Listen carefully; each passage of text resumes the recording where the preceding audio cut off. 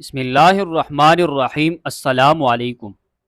یحییٰ ابن سعید سے روایت ہے کہ انہوں نے حضرت سعید ابن مسیب کو یہ فرماتے ہوئے سنا کہ حضرت ابراہیم علیہ السلام جو رحمان یعنی اللہ کے دوست تھے، سب سے پہلے انسان ہے جنہوں نے اپنے مونچھیں کترائے، اور وہ سب سے پہلے انسان ہے جنہوں نے بڑھاپا یعنی سفید بال دیکھا۔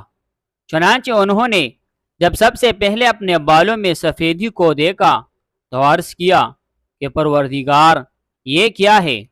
پروردگار کا جواب آیا کہ ابراہیم علیہ السلام یہ وقار ہے، یعنی اس بڑھاپے کی علامت ہے جو علم و دانش میں اضافے کا باعث اور عزت و وقار کا ذریعہ ہے، اور اس کی وجہ سے لہو لعب کی مشغولیت اور گناہوں کے ارتکاب سے باز رہتا ہے۔